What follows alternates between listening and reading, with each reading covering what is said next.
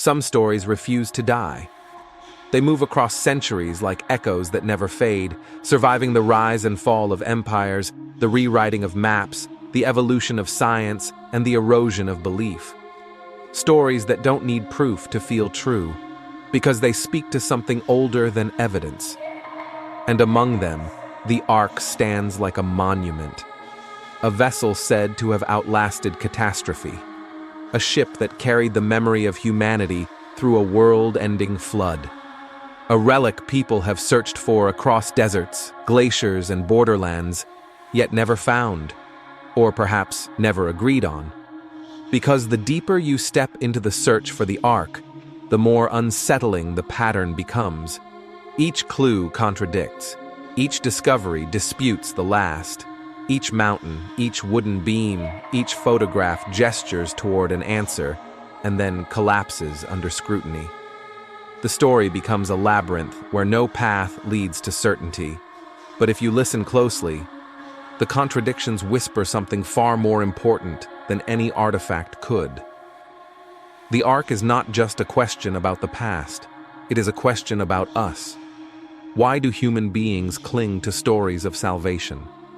Why do civilizations build myths around survival and rebirth?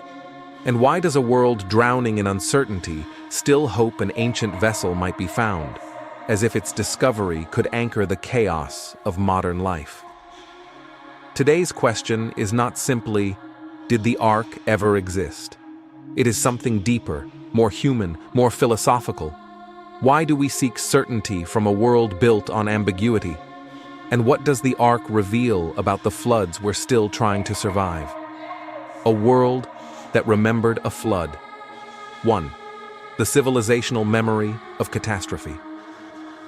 Long before writing codified knowledge, humans carried wisdom in stories, and one story appears everywhere, a deluge so vast it resets the world. Mesopotamia remembers it. Egypt hints at it. India passes it down in myth. China encodes it in legend. The Americas recall it through oral tradition. Was there truly a single global flood? Probably not. But there were regional cataclysms, rivers bursting, coastlines drowning, entire civilizations watching their world collapse overnight. And human beings, pattern-seeking, meaning-hungry, shaped those traumas into narratives. Narratives that carried a lesson. Destruction is not the end. It is the beginning before the beginning. Enter the Ark, humanity's oldest metaphor for survival. 2. The mountain that became a magnet for meaning. The ancient text mentions the mountains of Ararat, not a peak, but a region. Yet over time, one mountain rose above all others. Mount Ararat itself, remote, severe, and imposing. A place where myths feel at home. A place where the earth seems old enough to remember the flood. But here the contradictions begin. Some traditions place the Ark on Mount Judy. Some point to Iranian ranges. Some suggest the Caucasus. Some even propose it never landed anywhere literal at all. This lack of agreement isn't a failure of scholarship. It's a sign of how stories work. A myth that belongs to many cultures rarely settles on one mountain. And in that ambiguity, the Ark transforms from geography into something psychological, a symbol you can locate wherever you need it to be. 3. The age of discoveries and the age of disagreement. In the last century, explorers, adventurers, religious institutions, and governments have all declared, "We found the Ark," but every claim fractures under examination. Some wooden beams date to the medieval era.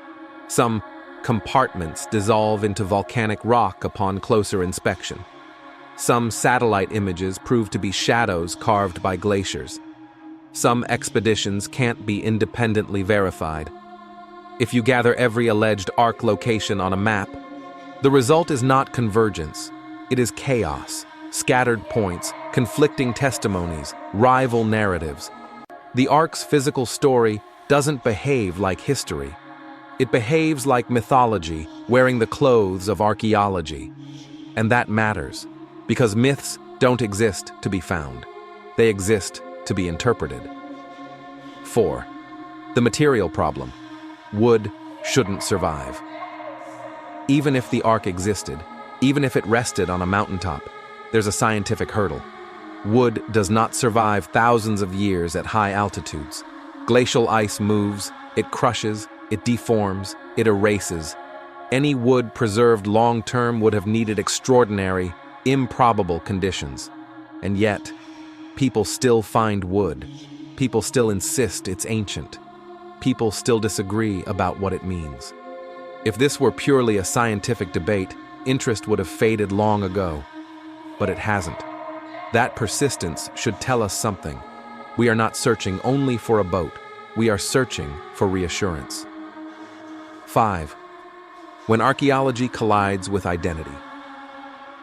There is another layer: geopolitics.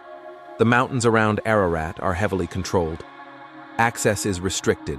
Investigations are often blocked by governments, and interpretations are shaped by national, cultural, and religious narratives. The Ark is not merely an artifact, it's a symbol of heritage, a symbol of legitimacy, a symbol of divine favor, and symbols fuel conflict. So the search becomes less about truth and more about ownership. Who gets to claim the Ark? Who gets to define its meaning? Who gets to say where humanity began again? In this way, the contradictory clues reveal a larger pattern. When history becomes identity, evidence becomes political, and truth becomes nearly impossible to disentangle. 6. The Ark behaves like an archetype, not an object. This is the most important realization. The Ark fits the behavior of an archetype, one of humanity's oldest. It represents survival in the face of collapse, moral renewal after corruption, order emerging from chaos, the possibility of a second chance. Archetypes don't need coordinates. They need resonance. They live where our fears and hopes intersect. So perhaps the Ark's contradictions aren't a problem. Perhaps they are a sign that the Ark has passed beyond history into meaning. And meaning, unlike artifacts, is indestructible. If the Ark is unprovable, why do we still need it? This is where the philosophical tension sharpens. If the Ark cannot be confirmed, why does it refuse to disappear? Why does every generation return to the mountain, literally or metaphorically, hoping to find a structure that defies time? Maybe the answer isn't historical at all. Human beings are wired to seek stability in a world that offers none. We crave anchors. We long for assurances that collapse can be survived. We tell ourselves that somewhere, buried under ice or hidden beneath snow, lies proof that destruction has limits. The Ark is our psychological safety valve. It is a story that whispers, you can endure the flood, you can rebuild, you can begin again.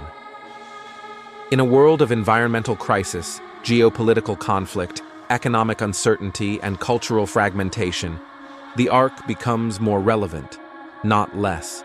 It offers a symbolic promise when factual guarantees are impossible. So we're left with a deeper, more existential question. Are we searching for the Ark because we want to prove the past, or because we're afraid of the future? The Ark as a mirror of the human condition. So did the Ark exist? The evidence is contradictory. The stories disagree. The mountain refuses to yield a clear answer. But perhaps the truth is this: the Ark is real in the way that matters most, not as wood and pitch, but as wisdom. Every civilization faces floods, sometimes literal, often metaphorical.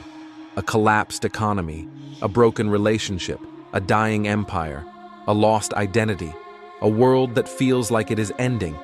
And in each crisis, humans respond the same way they did thousands of years ago. We build vessels. Some vessels are made of faith, some of community, some of philosophy, some of resilience, some of knowledge. And those vessels carry us through the rising waters of our time. The Ark may be a myth, but the instinct behind it is not. It is the human impulse to preserve what matters when the world breaks. It is the decision to salvage meaning from chaos. It is the belief that we can survive destruction cleanly enough to rebuild. The Ark's physical existence might remain forever ambiguous, but the metaphorical Ark, the one built inside the human spirit, that Ark is undeniably real. And perhaps that's why the clues don't agree. Because the story was never meant to point toward a mountain, it was meant to point toward us. If you found this story fascinating, like, share, and subscribe to Timeless Questions channel, where we explore the civilizations, ideas, and mysteries that shaped humanity.